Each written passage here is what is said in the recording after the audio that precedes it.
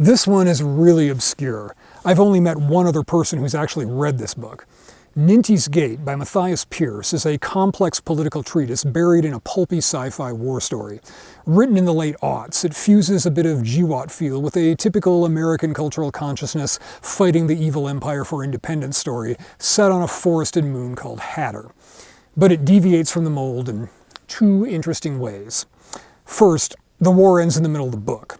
The occupying forces can't sustain it, so in an obvious Vietnam echo, they pack up and leave. And that's when the fight gets a lot more complicated. You have the essential ingredient for the fight ahead. And what's that? You have realized that you are not a free man, Theo said as he ripped a piece of the bread and scooped up a glob of stew with it. Not many grasp that. Even in the feared, most are fighting for land or money or some vacuous ideals born in a world that no longer exists. The whole second half follows the central characters against this backdrop of the sort of victorious side, trying to build the society they were fighting for and finding that it's not as easy as fighting a war, all while shadowy forces work against them. And it goes very gray, with all sides being a mixture of reasonable, well-meaning perspectives, brutal pragmatism, and petty personal grievances. It's not a post-war PTSD story, but that element is always there under the surface. There's a constant theme of the returning soldiers not being able to quite fit into the world they fought for. For example, one of them is thrust into the role of diplomat, trying to negotiate with all these disparate factions, but he doesn't know how to talk to his own wife anymore. It mirrors a broader home front eroding element. The second notable thing about this book is that there isn't actually an evil empire to defeat. There's no formal government at all. It's set in a sort of libertarian vision that no one really notices because it's just the way their world works. It's a patchwork of contracts, common custom, personal responsibility, and reputation. It's not created out of a revolution or a grand social design, and it's not an overriding aspect of the story. They just have different cultural assumptions. Rather than being inclined to trust authority, their natural response is suspicion and hesitance. There's even an old proverb to the effect. Beware men who invoke the rule of law. It is the sword of the wicked and the shield of the coward. It's neither a cautionary tale nor a utopia, and there isn't a whole lot in the way of detailed explanation of how it got that way. The story is immersed in it without obsessing on it, which can be either refreshing or frustrating depending on expectations.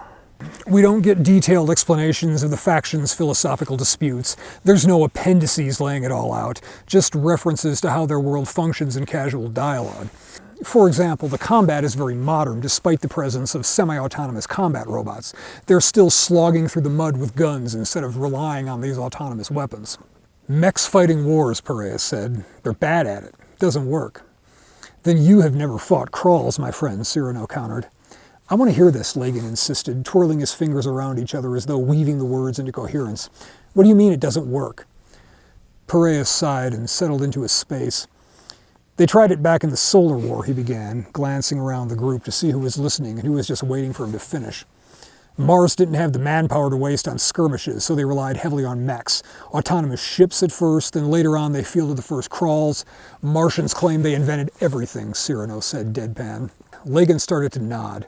Right, so because a mech is a mech and logic is steady, they fight predictably to stalemate. Until the turds put pilots back in their gunships and spanked Mars with a belt, Cyrano added with a side-handed whip motion for emphasis.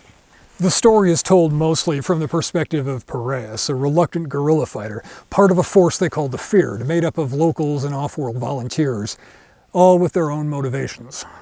They usually lose, but they're never decisively defeated. They just fade back into the forest or blend into the urban population. The primary point of view character is fighting for one of the Feareds at the pivotal battle, the midpoint of the story, which takes place at a mountain pass called Ninti's Gate. It invokes the Battle of Thermopylae, Leonidas and the 300 Spartans, the story.